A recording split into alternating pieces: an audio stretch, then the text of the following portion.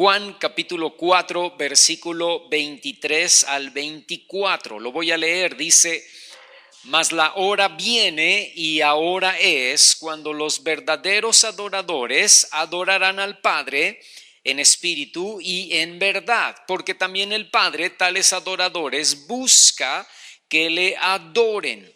Dios es espíritu y los que le adoran en espíritu y en verdad es necesario que adoren. Alguna vez hace muchos años les di una predicación acerca de que Dios busca muy poquitas cosas. En la Biblia no dice en muchos lugares que Dios esté buscando algo. Creo que solamente pudimos ver en la palabra que busca 3 o 4 cosas el Señor, y esta que está aquí en Juan capítulo 4 versículos 23 al 24 es una de esas. Dice la palabra que Dios busca adoradores, verdaderos adoradores que le adoren en espíritu y en verdad. Ahora, buscar algo, lo que sea que estemos buscando, imagínate cualquier cosa que estés buscando. Por ejemplo, las llaves, ¿no?, que se te perdieron, o estás buscando una moneda especial porque te gusta coleccionar monedas, o estás buscando una persona para un trabajo, o estás buscando cualquier cosa, ¿no? Buscar nos habla de varios puntos, varias cosas. Por ejemplo, nos habla de que hay escasez, de que no hay mucho, de que no abunda, y por eso se busca. O también nos habla de que es algo difícil de encontrar.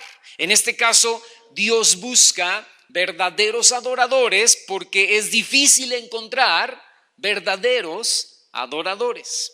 O también nos habla de que buscamos algo porque es valioso. Hay monedas que son muy escasas, muy difíciles de encontrar, y eso las convierte en monedas que son muy valiosas, y que cuando alguien las tiene o alguien las encuentra, gana una fortuna, ¿no? Entonces, Dios busca adoradores porque para Él es valioso, porque no cualquiera, fíjate qué interesante, hermano, no cualquiera es un verdadero adorador. También buscar nos habla de que esa cosa que estamos buscando es algo especial porque tiene ciertas características o ciertas cualidades o ciertas aptitudes que lo hacen especial. Y volviendo a la cita que estamos leyendo y al ejemplo que estamos poniendo, el Señor busca adoradores especiales que tengan ciertas características o cualidades o aptitudes. Otra cosa que nos habla la palabra buscar es que realmente lo queremos o que realmente lo necesitamos, y por eso lo buscamos, ¿no? Como cuando se te pierden las llaves del carro, ¿no? Y estás buscando afanosamente dónde dejaste las llaves porque tienes que salir urgentemente a una reunión, ¿no? Y entonces realmente quieres las llaves, realmente las necesitas. Y en el ejemplo que estamos poniendo, Dios, fíjate qué interesante, Dios quiere y necesita verdaderos adoradores. Por eso los busca. Y otra cosa que habla la palabra buscar es que buscamos porque tenemos un plan, o porque queremos hacer o porque queremos lograr algo con eso que estamos buscando. Y Dios quiere lograr, y Dios quiere hacer algo, y Dios tiene un plan con esos verdaderos adoradores que le adoran en espíritu y en verdad. Dios está buscando, hermano, adoradores de acuerdo a su manera. Dios está buscando adoradores que adoren de acuerdo a su forma, como a Él le gusta que adoren, y no como la persona piensa o cree o siente que debe adorar. Es como, por ejemplo, si buscamos una persona para X persona para hacer un trabajo específico, pues no ponemos un anuncio en el periódico que dice, pues venga todo el que quiera, ¿no? O sea, no, ponemos especificaciones de quién es el tipo de persona que estamos buscando que sea idónea para el trabajo que queremos lograr. Entonces, la pregunta esta mañana es, ¿cuáles son las características de los adoradores que Dios busca? ¿Qué características busca el Señor en los verdaderos adoradores que adoran en espíritu y en verdad? Y yo tengo aquí esta mañana 4 o 5 características que te quiero mencionar y que quiero que aprendamos para convertirnos, a lo mejor ya somos, pero perfeccionarnos, ¿verdad?, en verdaderos adoradores. Entonces, la primera característica que Dios busca o que Dios está buscando es que sean, número 1, verdaderos adoradores, que le adoren en espíritu y en verdad. Es decir, personas que han aprendido en el transcurso de su vida cristiana, en el transcurso de su caminar cristiano, a adorar verdaderamente. Significa que han aprendido a adorar por encima, a través y a pesar de las circunstancias buenas o malas. Por eso son verdaderos. Porque algunos dejan de adorar cuando todo va mal. Algunos adoradores, entre comillas adoradores, dejan de adorar cuando todo va mal. Y otros dejan de adorar cuando todo va bien. No, o sea, no hay diferencia. Algunos dicen, es que hermano, todo está mal, ¿verdad? Me corrieron del trabajo, estoy en un problema económico terrible, en una enfermedad difícil y ya me cansé de adorar, y ya me cansé de confiar en Dios, y ya me cansé de esperar en el Señor, ¿no? Y otros dicen, hermano, todo va tan bien que ahorita no tengo tiempo para adorar, ahorita no tengo tiempo para buscar a Dios, ahorita no tengo tiempo porque todo en mi trabajo va viento en popa, estoy ganando más dinero que nunca y no puedo desviar mi mirada del enfoque de lo que estoy haciendo laboralmente o económicamente. Entonces, son adoradores que dejan de adorar ante las circunstancias, buenas o malas. Y ese tipo de adoradores que dejan de adorar ante las circunstancias no son verdaderos adoradores, son adoradores chafas, son adoradores de imitación, made in China, ¿no? Son adoradores que en el primer problema se rompen, se quiebran. El verdadero adorador, no importa lo que esté pasando, no importa lo que esté viviendo, no se va a tronar, no se va a romper, no se va a descomponer, continúa, ¿no? Pero el adorador made in China, el adorador chafita, el adorador de imitación, a las primeras de cambio ya se le soltaron todos los cables y ya se le botaron todos los, ¿cómo se dice esto? Los resortes, ¿no? Ya se le fundió la resistencia y se acabó su adoración. Primera de Tesalonicenses capítulo 5 verso 16 es un verso muy pequeño, dice que siempre debemos estar gozosos. Y luego, Primera de Tesalonicenses 5, 18, o sea, 2 versículos después, dice que nosotros debemos dar gracias a Dios en todo. Y escucha, dice el versículo, porque esa es la voluntad de Dios para con nosotros en Cristo Jesús. Y luego otra cita, una tercera cita, Filipenses capítulo 4 versículo 11, Pablo dice que él ha aprendido, escuche esa palabra, él ha aprendido a estar contento, a estar alegre, a estar gozoso en medio de cualquier situación. Y escúchame, no está hablando de una situación matrimonial, no está hablando de una situación familiar, no está hablando de una situación de salud, está hablando de una situación económica, porque todo el contexto de Filipenses capítulo 4, y eso lo vamos a ver el próximo jueves, así es que ven, no te lo pierdas, estás invitado, y ese fue comercial de jueves, ¿no?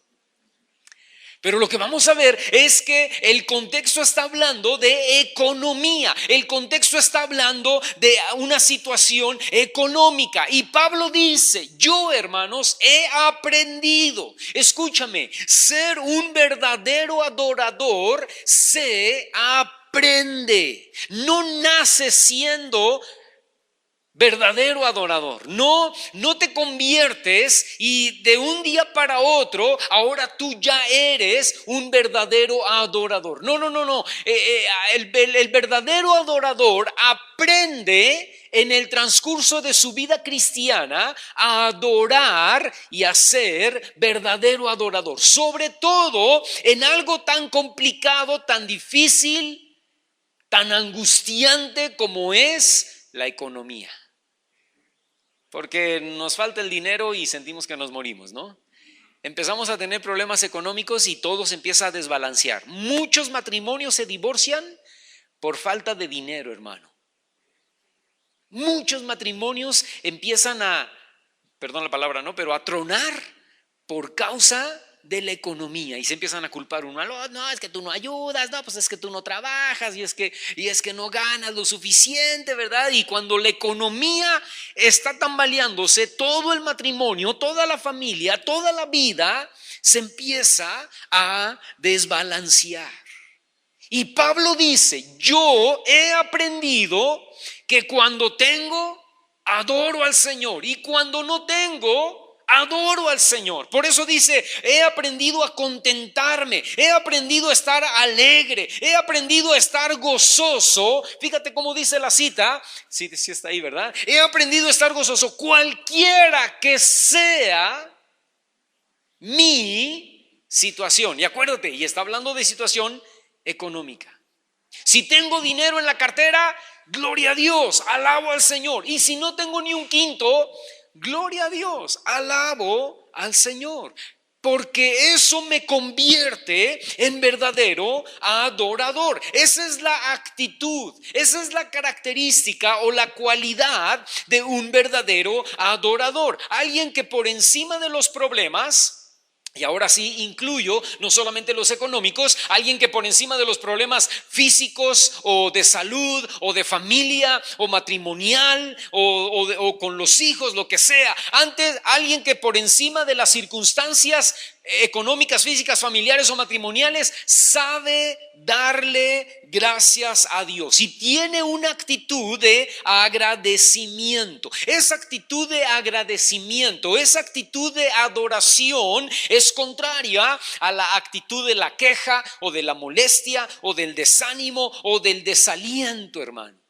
Pero esa actitud es también contraria a la actitud de la duda, del temor o del miedo. Porque, escucha, si en medio del problema yo me desanimo o entra temor a mi vida, voy a terminar sumido en la desesperación y en la angustia.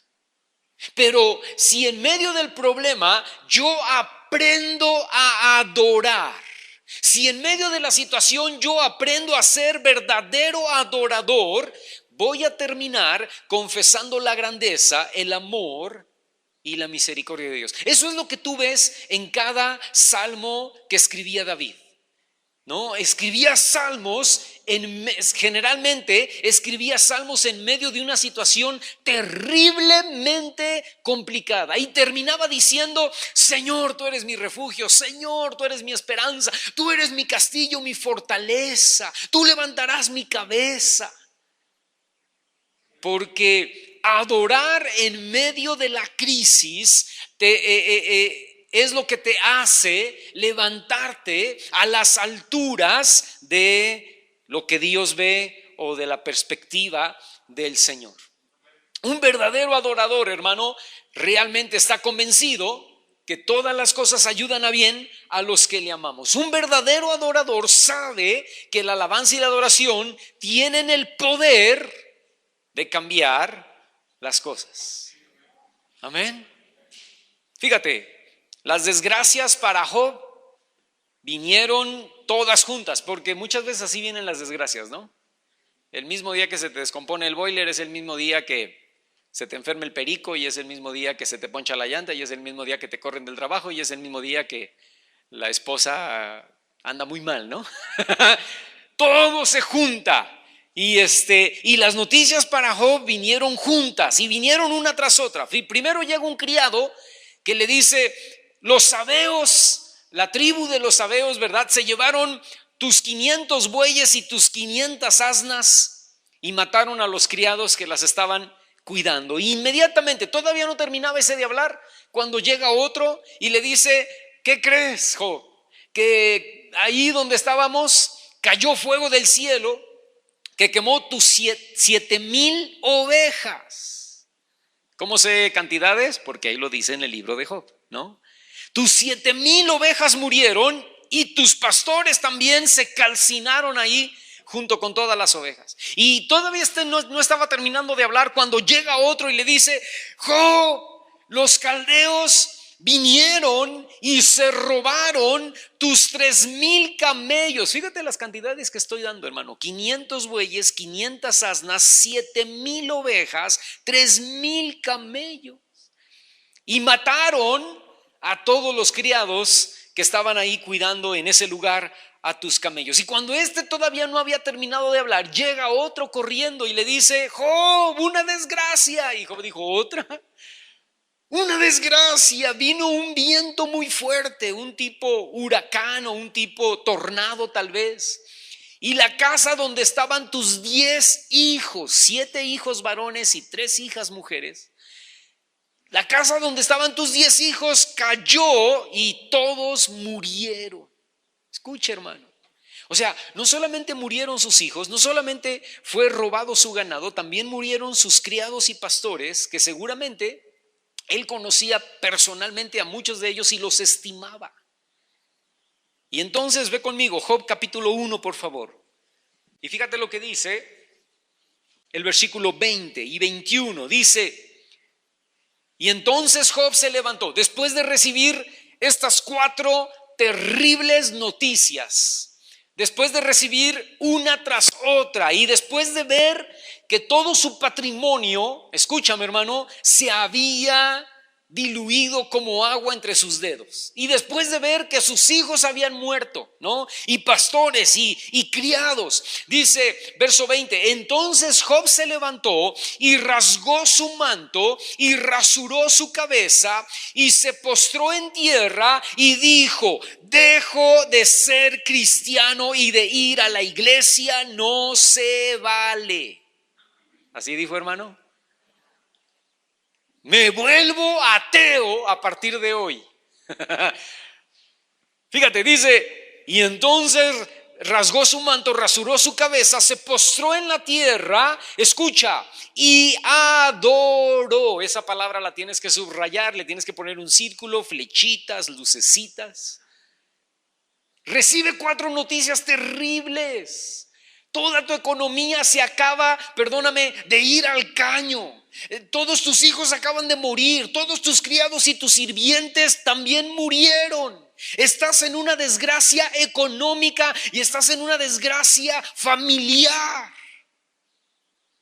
Y Job se rasura la cabeza, rasga su vestido, se postra en la tierra y adora. Versículo 21: y dijo: desnudo salí del vientre de mi madre y desnudo voy a volver allá. Jehová dio y Jehová quitó. Sea el nombre de Jehová bendito.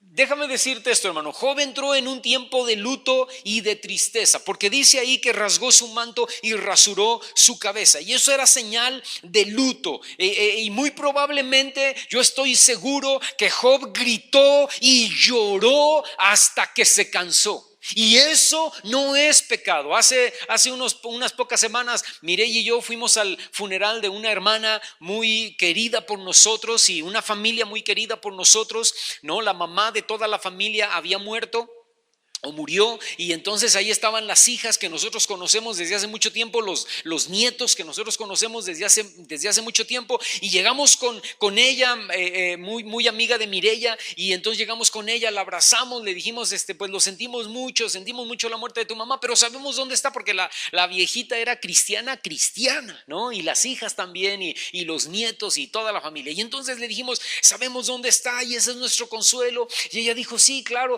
Y dijo: yo anoche sí lloré mucho, ¿no? Pero no lo decía así como diciendo: ay, perdónenme, discúlpenme que yo anoche sí lloré. Y le dije: no, es que está bien. O sea, no somos de palo. Dios no se enoja porque como que está llorando por la muerte de su madre, ¿verdad? palo, ¿no? Porque no debe llorar, debe estar gozosa. No, o sea, no. O sea, se te muere el hijo, se te muere el esposo. Bueno, para algunas a lo mejor se muere el esposo y están gozosos y alegres, ¿no?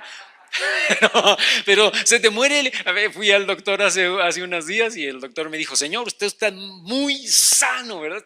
Usted está muy bien, no tenía anemia, no tiene esto, tiene el otro, tiene aquello, ¿verdad? Y llegué con Mireya y le dije: te tengo una mala noticia para ti, una buena noticia para mí, ¿verdad? El doctor dice que estoy muy sano, no me voy a morir pronto. Y me dijo: ya, ¿verdad? No, pero déjame decirte algo, hermano, no sé qué te estaba diciendo porque ya se me fue el rollo con esto de la hermana que lloró, ¿no? Y entonces le estábamos diciendo: no, está bien, no te preocupes, porque Dios no nos ha vacunado los sentimientos, hermano. Y yo creo que Dios entendió y se vale en una situación tan terrible como esta o en una situación difícil, se vale llorar. Y se vale quebrantarse y se vale decir: Señor, ¿por qué? ¿Qué está pasando? ¿Verdad? No lo entiendo. Job no lo entendía. Pero en medio de su dolor y en medio de su tristeza y en medio de su llorar y en medio de su rasgarse la ropa en señal de luto y cortarse el cabello en señal de luto, en medio de todo eso, en medio de sus circunstancias difíciles, tuvo una actitud de adoración. Y escucha, y hace dos cosas: agradece a Dios y bendice su nombre. Le agradezco al Señor, Él dio, Él quitó. Sea el nombre del Señor bendito, sea el nombre del Señor exaltado, sea el nombre del Señor glorificado. ¿Cómo adoras a Dios? ¿Cómo dices que el nombre de Dios sea exaltado, glorificado? Te acaba de pasar una tragedia. Sí, pero Dios es bueno, ¿no? Ayer estaba viendo mi esposo un programa en donde sale un hombre que es un artista o fue un artista en sus años de juventud, de niñez, ¿no? Y después ya, años después, ahorita tiene como 53 años, pero años después, manejando en una carretera, chocó y se cercenó todo el accidente, cercenó su brazo, ¿no? Su brazo izquierdo. Y entonces él decía, ¿no?, que el cofre del carro entró hacia adentro del carro y entró como una guillotina, y él por inercia levantó el brazo, hizo así, y el mismo cofre le cortó el brazo, ¿no? Dice: gracias a Dios, porque, bueno, no dijo gracias a Dios, pero dijo: hubiera podido haber sido el cuello, ¿no? Y entonces él decía, le preguntaba a la persona que lo estaba entrevistando, le decía: ¿y tú crees en Dios? ¿Le reclamas a Dios? Dice: no, yo no creo en Dios, ¿no? Porque yo creo que si hay un ser en el universo que está dirigiendo todo esto, pues lo está haciendo terriblemente mal, porque ¿cómo permite que por un fulano que venía mal en la carretera yo pagué consecuencias de? No, espérame, pero es que eso no tiene nada que ver con Dios, no tiene nada que ver con Dios, ¿verdad? Y la gente difícilmente le da gracias a Dios. ¿Cómo le puedo dar gracias a Dios si Dios me dejó pobre, ¿no? O Dios me dejó sin esposa, o Dios me dejó sin un hijo, o Dios se llevó a mis padres? Escúchame, hermano, Dios no tiene nada que ver con esta situación, ¿no? Necesitamos darle gloria a Dios y decirle: Señor, como Job, ¿no? Dios, Jehová dio, Jehová quitó. El nombre de Jehová, de todas maneras, por encima de mi desgracia económica y por encima de la desgracia de mis hijos, el nombre de Jehová es bendito y exaltado y glorificado. Y tú dices: wow, ese es un verdadero adorador. Es la actitud de un verdadero adorador. Número 2, ¿qué tipo de adoradores busca el Señor? Número 2, que sepan entonar cantos. Fíjate, ve conmigo, Salmo capítulo 95. Y fíjate lo que dice el versículo 1 y 2. Dice: vengan, aclamemos alegremente a Jehová, cantemos con júbilo a la roca de nuestra salvación, lleguemos ante su presencia con alabanza, aclamémosle con cánticos. Ahora, cuando yo digo que Dios está buscando adoradores que sepan entonar cantos, no estoy hablando de que sepamos cantar técnicamente, ¿verdad? Sino simplemente que estemos dispuestos a cantar. Y tú dices, hermano, usted dice, hermano, ¿a cantar literalmente? Y yo digo, sí, a cantar literalmente. El salmista, inspirado por el Espíritu Santo, ahí en la cita que acabamos de leer, dice que si vamos a llegar a la presencia del Señor, si te vas a acercar a la presencia de Dios, debes hacerlo con alabanza, debes hacerlo aclamándole, debes hacerlo glorificándole, debes hacerlo exaltándole con cánticos y además con júbilo y además alegremente. Por eso, déjame decirte, empezamos todas nuestras reuniones cantando y adorando, porque es un requisito indispensable para acercarnos a la presencia del Señor. No es requisito tener la voz y el tono y la melodía y el tiempo correcto. Para los que estamos acá abajo, no. Para los que están acá arriba, sí.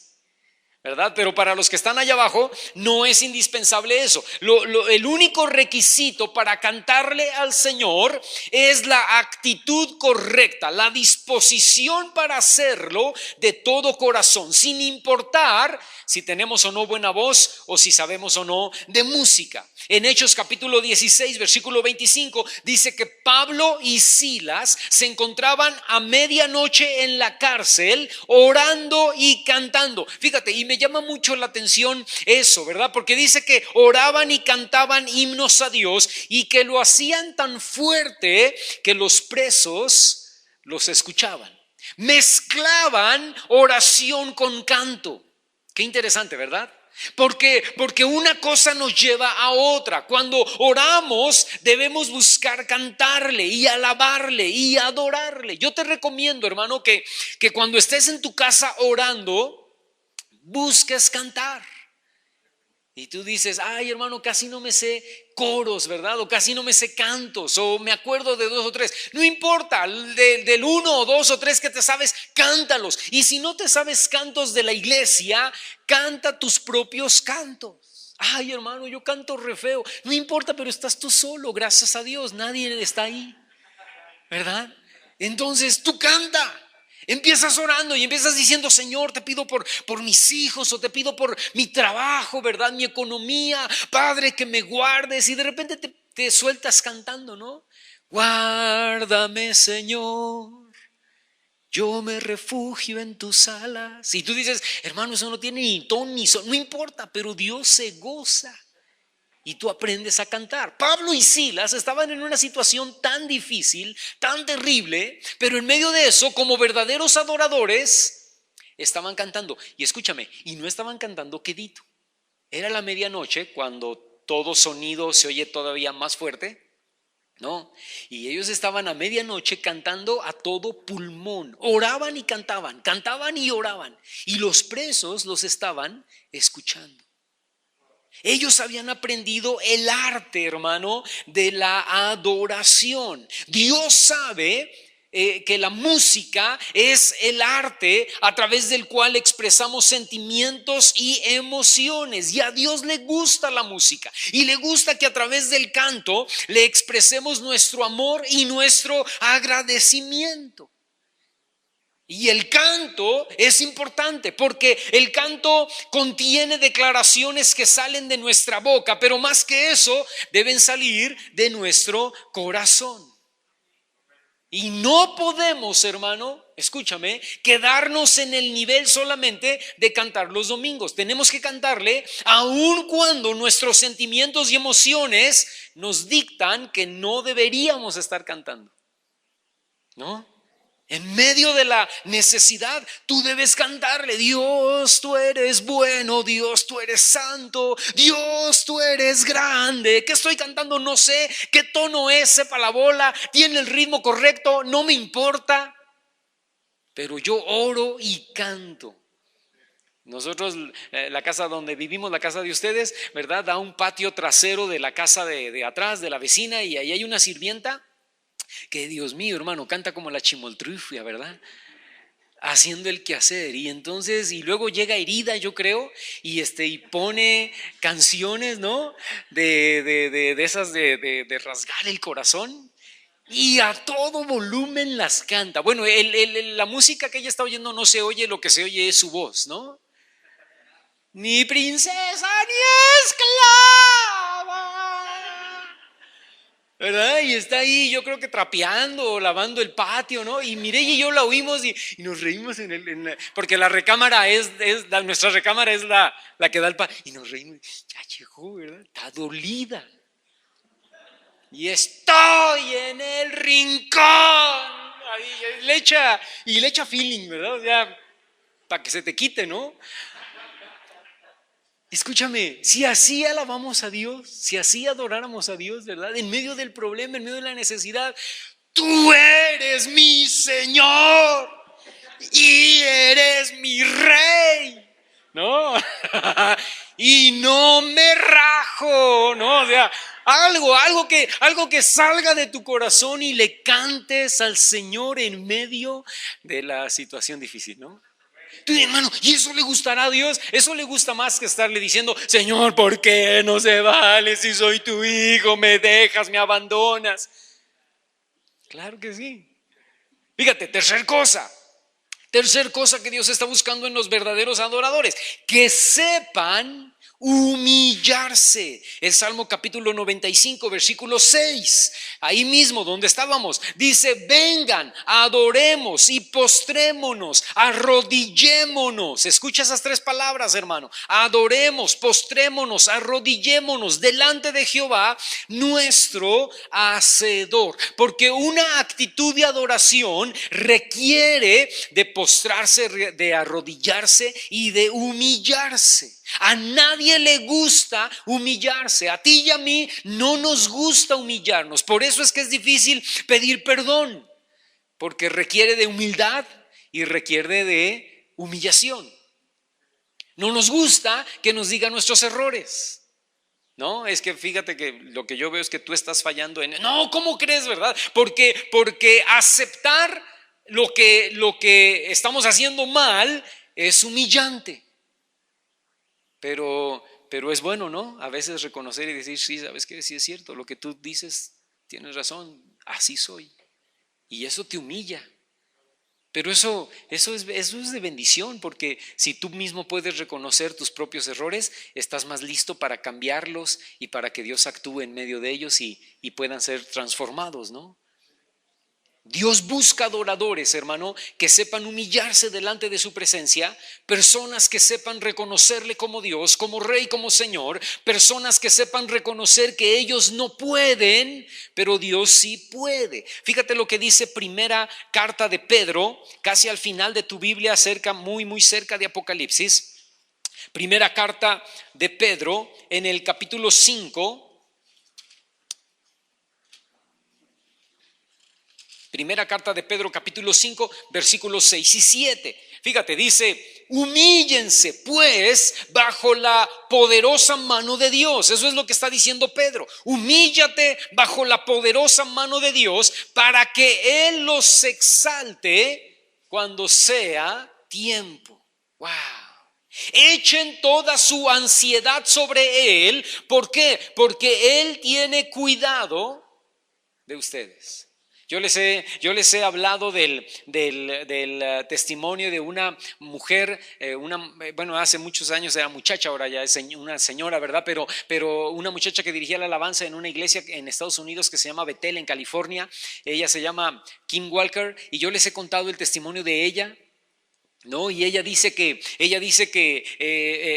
ella nació desde niña, chiquita, ¿verdad? Le gustaba cantar y después se convirtió, y entonces su gol, su meta era dirigir la adoración. Y cuando llegó a Bethel, ella se impactó con la alabanza y con la adoración de la iglesia, que es muy grande, ¿no? Y tienen un equipo increíble de alabanza y adoración. Y ella dijo: yo voy a estar ahí arriba, yo quiero estar ahí arriba y quiero cantar y quiero dirigir la alabanza. Y entonces un día dice que ella iba pasando por los pasillos pasillos de la iglesia y ella vio un anuncio que decía audiciones para cantar en el grupo de alabanza tal día, tal fecha. Y entonces ella dijo, wow, y él lo anotó y dijo, voy a ir. Y entonces ahí, en ese momento Dios le habla y le dice, no vas a ir. Y ella dijo, pero ¿por qué no? Esto es lo que me gusta, este es mi don, mi talento. Y dijo Dios, no vas a ir, obedéceme.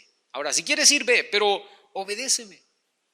Y ella dijo, entonces si no voy, ¿qué hago? Y le dijo el Señor, vas a meterte a tu cuarto, vas a cerrar tu puerta y vas a adorarme a mí. Y ella dijo, pues está bien. Y obedeció. La audición se pasó, nunca fue a la audición. Dice, pero yo empecé a pasar tardes con la puerta cerrada de mi cuarto, metida en adoración a Dios, ¿verdad? Y yo y Dios ahí estábamos y yo me pasaba horas adorando al Señor con la preciosa voz que Dios me había dado, ¿verdad? Que nadie podía escuchar. Y entonces yo me la pasaba ahí adorando al Señor, horas, orando y llorando. Y Dios ahí sanó y limpió y restauró muchísimas cosas. Y dice ella, y cuando menos me di cuenta, no sé cómo pasó, yo estaba al frente de toda la iglesia dirigiendo la alabanza y la adoración.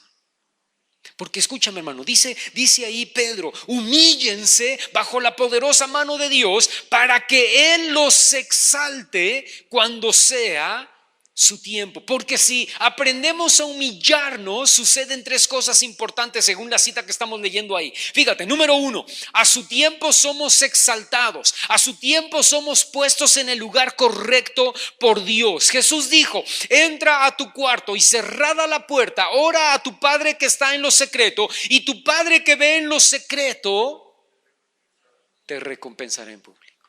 Te voy a poner un ejemplo. Imagínate que tienes un marido terrible, imagínate que tu marido, y no es cristiano, ¿verdad? Vamos a suponer, ¿no? Y el marido, estás divorciándote de él o ya te divorciaste de él y no te pasa pensión para tus hijos y es, o sea, imagínate mala onda, ¿verdad? Como esos poquitos señores que existen en algún lugar del planeta, ¿no? Y de repente, y tú le reclamas y le dices, y no se vale, y voy a contratar un abogado, y ya me dijeron de alguien que te va a quitar hasta el último quinto, ¿verdad? Y hasta el último centavo para que aprendas a ser responsable. Y hay todo un show, imagínate ese show, ¿no? Y entonces, ahora imagínate que la mujer, en lugar de hacer eso, deja de hacer eso y dice, ¿sabes qué? Le voy a dejar de pedir, le voy a dejar de exigir, me voy a dejar de pelear, voy a dejar de contratar un abogado y me voy a meter a mi cuarto y voy a cerrar la puerta y voy a adorar al Señor.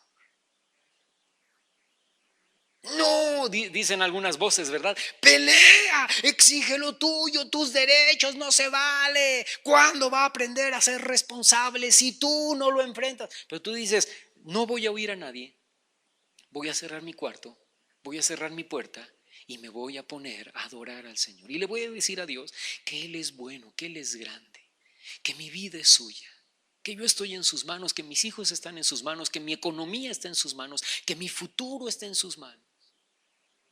Ya no voy a pelear con mi marido, ya no voy a pedir que caiga fuego del cielo y lo consuma. Señor, y que le dé coronavirus y que lo entuben. O sea, no, voy a adorar a Dios. Me voy a olvidar de mi marido, me voy a olvidar de la situación de este divorcio tan terrible que he tenido por años y me voy a poner a... Y escúchame, si tú haces eso, Pedro dice, humíllate pues bajo la poderosa mano de Dios para que Él te exalte cuando sea tiempo. ¿Qué va a hacer Dios? No lo sé.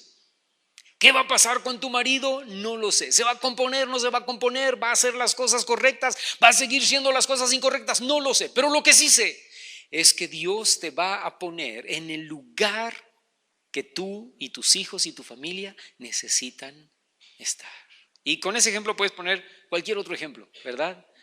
Número uno, aprendemos que si nos humillamos, a su tiempo somos exaltados. Número dos, aprendemos que si nos humillamos ante su presencia, podemos y aprendemos a echar toda nuestra ansiedad delante de Él. Amén. Si tú te has dado cuenta, desde que nos volvimos a reunir hasta el día de hoy, yo no les he pedido que nos postremos aquí, ¿verdad? Porque ahora es peligroso, ¿no? Te postras, pones tus manos en el piso y luego ahí pisamos todos y te llevas el coronavirus a la boca, te tallas los ojos, ¿no? Cuando estábamos antes de toda esta pandemia nos postrábamos. Nos postrábamos, nos arrodillábamos. Pero escúchame, pero en tu casa tú te puedes arrodillar, tú te puedes postrar, ¿verdad? Y cuando tú te postras, aprendes a echar toda tu ansiedad delante de la presencia del Señor. Señor, aquí estoy, postrado con mi frente en el piso, ¿verdad? Soltando todas mis cargas, soltando todas mis emociones, soltando todos mis sentimientos delante de ti, dejando todo mi carga, mi costal de cosas, ¿verdad? Delante de tu presencia para que tú obres, para que tú te hagas cargo. Y si nos humillamos, la tercera cosa, dice ahí Pedro, que en la humillación ante su presencia aprendo, escucha esto, hermano, que Él verdaderamente tiene cuidado de mí.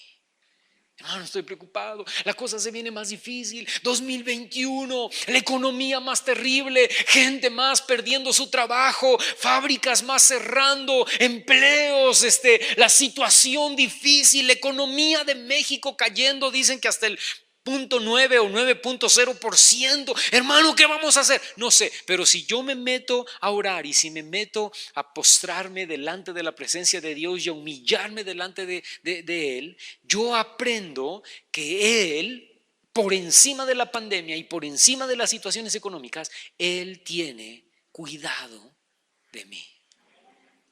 Y número 4 y final, ¿qué está buscando Dios con los verdaderos adoradores? Está buscando que sean obedientes. Déjame contarte una historia rápidamente. Había un rey en Babilonia que se llamaba Nabucodonosor. Y Nabucodonosor hizo una estatua y él ordenó que cuando escucharan el sonido de la música, la gente debía adorar esa estatua que Nabucodonosor había edificado. Y el castigo por no hacerlo iba a ser echar al horno de fuego a toda persona que no obedeciera esa orden. Y los amigos de Daniel, los 3 amigos de Daniel, sabían que solo debemos adorar a Dios y a nadie más, porque el primer mandamiento dice: no tendrás dioses ajenos delante de mí. Y el segundo mandamiento dice que no te harás imagen ni semejanza de lo que esté en el cielo, en la tierra o debajo de la tierra, que no nos inclinaremos a ellas ni las honraremos. Esos son los 2 primeros mandamientos. Y los amigos de Daniel sabían que solamente debían postrarse y arrodillarse y humillarse y adorar a Dios. Entonces, cuando pasó la imagen, y cuando primero pasaron los músicos, ¿verdad? Y primero pasaron los trompetistas, los panderistas y todo, y detrás venían cargando la imagen de oro que el rey Nabucodonosor había hecho. Y todo el mundo, cuando empezaron a llegar los toritos, cuando empezaron a llegar los músicos, ¿verdad? Todo el mundo empezó a postrarse, todo el mundo empezó a caer en el piso, pero los amigos de Daniel permanecieron firmes. Y entonces alguien los señaló y dijo: estos no se postran. Y entonces los apresaron y los llevaron delante de Nabucodonosor, ¿verdad? Y fueron obedientes a Dios, hermano, aún a costa de sus propias vidas. Y Nabucodonosor se enojó tanto que estos 3 habían desobedecido, que dijo: pongan el horno a 7 veces más caliente de lo normal, ¿verdad? Súbanle ahí al piloto, ¿no? Y entonces dice que estaba tan caliente que las personas porque amarraron a los amigos de Daniel de las manos y de los pies, ¿verdad? Y entonces dice que unas personas los cargaron para aventarlos al horno de fuego. Dice: y estas personas que los cargaron para aventarlos, cuando los cargaron, el fuego estaba tan caliente, el horno, que el fuego salió del horno y quemó y mató a los que los habían levantado para aventarlos a los 3 al horno de fuego, ¿no? Ahora, dice que al final salieron vivos, ¿no? Dice que al final los 3 salieron del horno caminando y que sus ropas ni siquiera olían. Hermano, yo hago carne asada y termino todo lleno de carbón y lleno de olor. Ni siquiera sus ropas olían a humo. Ahora ve conmigo, Daniel capítulo 3. Fíjate. Esa historia, toda esa historia que te acabo de narrar está allí en Daniel capítulo 3. Tú la puedes leer después en tu casa. Pero dice ahí el capítulo 3, el versículo 28, dice: entonces Nabucodonosor, cuando vio que estos tres habían salido sin ni siquiera oler a humo, dijo: bendito sea el Dios de ellos, de Sadrach, Mesach y Abednego, que envió su ángel. Escucha, dice: y libró a sus siervos que confiaron en él y que no cumplieron el edicto del rey. Fíjate, y entregaron sus cuerpos antes que servir y adorar a otro Dios que su Dios. Desobedecieron el mandamiento de Nabucodonosor, hermano, escúchame, pero cumplieron los mandamientos de Dios. Tú dices, hermano, ¿y ahí dónde está la adoración? Ahí donde dice que cantaron. Te voy a decir algo, no cantaron, pero con su testimonio cantaron y adoraron a Dios, porque nuestra obediencia se convierte en un verdadero acto de adoración. Ay, hermano, es que ahí en la oficina y me estuvieron insiste y insiste que tómate una, que por favor, que échate una, pues total, una no es ninguna, ¿verdad? Y brinda con nosotros y toma con nosotros. Y hermano, tanto estuvieron y todos ahí me hicieron bolita y todo, una. Y hermano, me dio mucha pena y pues me la eché, ¿verdad? Hermano, es que mi novio y no es cristiano y estaba ahí dale y dale con que dame la prueba y dame la prueba y dame la prueba. Y ahora le presento a la prueba, se llama Carlitos, ¿verdad? Me dio pena, hermano, ¿cómo resistirme, verdad? Yo sé que estoy violando ahí una regla bíblica, yo sé que le fallé a Dios, pero hermano, es que la presión. Estos tres hombres no se presionaron, ¿verdad? Dijeron, para nosotros no hay presión, para nosotros es muy sencillo, obedecer o desobedecer, y nosotros obedeceremos. Él les va a costar la vida, no nos importa, les van a echar al fuego, ¿verdad? Al horno de fuego. Y dijeron, pues está bien, que nos echen. Dios nos puede salvar de ahí, eso dice en el capítulo 3, dice Dios nos puede salvar del horno de fuego. Y si no, de todas maneras, no nos vamos a inclinar delante de la imagen de Nabucodonosor. Y eso fue un acto de verdadera adoración. Por eso Nabucodonosor dice, ahí en la cita que estamos leyendo, dice, envió a su ángel, dice ahí en el verso 28 a la mitad, dice, envió a su ángel y libró a sus siervos que confiaron en él. Y luego al final dice, y entregaron sus cuerpos antes que servir y adorar a otro Dios con D minúscula que su Dios con D mayúscula, ¿verdad?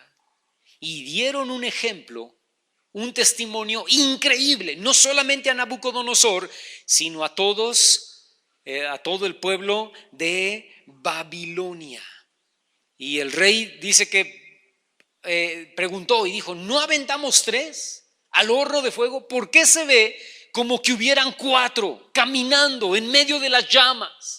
Porque estaba ahí el ángel de Jehová. Porque cuando somos adoradores en obediencia, hermano, escucha esto, Dios está de nuestro lado y podemos ver su mano de poder sobre nuestras vidas.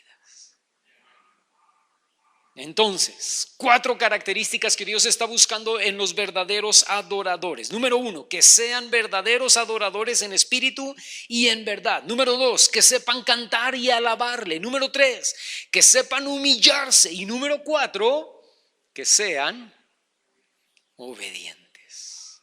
¿Estamos dispuestos a hacerlo, hermano, en esta semana?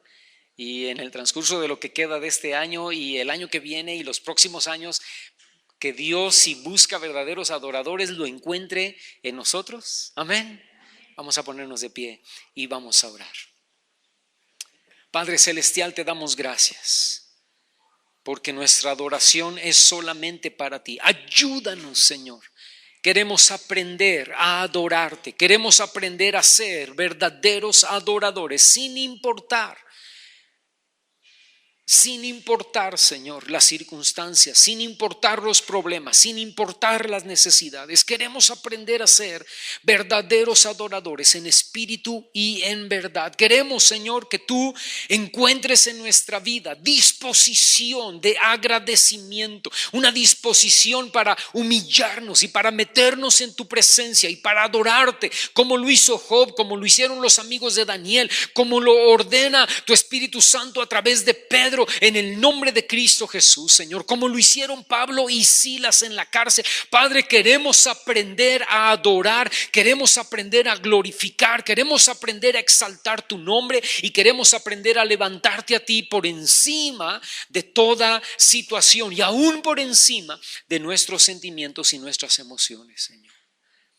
Ayúdanos, Espíritu Santo, enséñanos a aprender a ser verdaderos adoradores, a cantarte a ti, Señor, a alabarte a ti, a proclamar tu nombre, Señor, y que esa adoración en nuestra vida cada día vaya más en aumento, Señor, en el nombre de Jesús. Que aprendamos a humillarnos delante de tu presencia para que tú nos exaltes cuando sea tiempo, para que podamos confiar en ti y para que podamos soltar nuestras cargas delante de tu presencia, Señor. Enséñanos y ayúdanos y guíanos a ser verdaderos adoradores. A mis hermanos y a mí te lo pedimos en el nombre de Cristo Jesús esta mañana. Amén. Amén. ¿Cuántos dicen amén?